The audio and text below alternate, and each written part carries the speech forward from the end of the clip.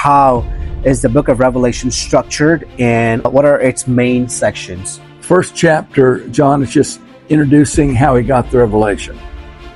He introduced himself in essence to the 7 churches and said that Jesus showed up to him when he was on the Isle of Patmos and told him to write and send this to those 7 churches.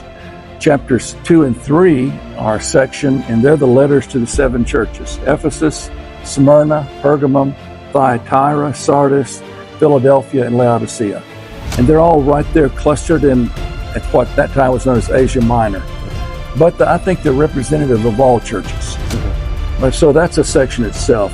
Next will come, John is taken in the Spirit to the throne room of God in chapter 4. And in chapter 4 and 5, he sees the throne room of God and these 24 elders on thrones and these 4 living creatures around God. He sees God's throne. The Father is there. In chapter 5, he looks and the Father has a scroll in his right hand. And an angel says, "Who's worthy to open the scroll, to break its seals?" It's sealed up with 7 seals. And we see Jesus show up at that point. And he, in chapter 6, begins to break the seals. So this first wave of judgments are the seals. So there's 3 waves of judgments really from God: the seals, the trumpets, and the bowls. The judgments of the 7th trumpet are the 7 bowls. So really the 7th seal on the scroll. And you've been in class for a while. I call it scroll book because some Bible translations translate it as scroll, some translate it as book. So I just call it scroll/book. But I'm also going to say that I am totally convinced from the revelation from Scripture that scroll book is the Lamb's book of life. Now, a lot of people, most people I've read don't say that, but I can show you scriptures. I feel like that's exactly what that is. But that section right there, Jesus begins to break the seals in chapter 6, and then we have the 144,000 that are sealed in chapter 7. But the first 5 seals, I'll say, are really what mankind can do to man. God sends messengers from heaven, and they loose people on the earth, and we break into world war, etc. When we get to the 6th seal, God starts getting into the judgments directly. And the sun turns black, the moon looks like blood, the stars, which really are asters, meteorites, start bombarding the earth. And then in chapter 8, Jesus breaks the 7th seal on the scroll book. So now you say, well, now scroll book ought to be open. He just broke the last seal.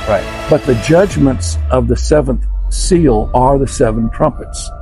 And so immediately there's silence in heaven for about half an hour, and then we have the 7 trumpets.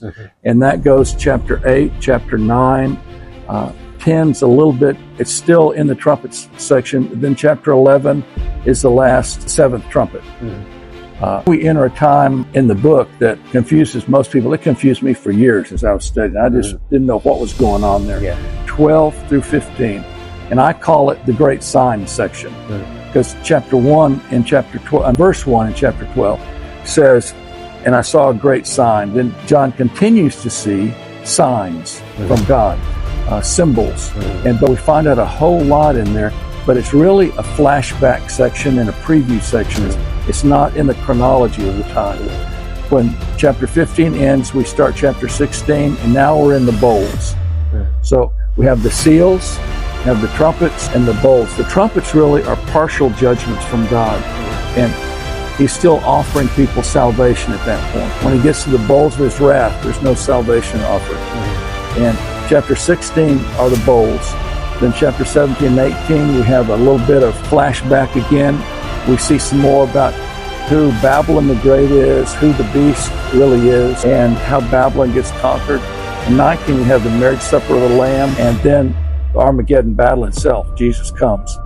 And then chapters 20 and 21 enter into the millennium for a few verses. And then we have the new word. So that's really the whole book in about 3 or 4 minutes.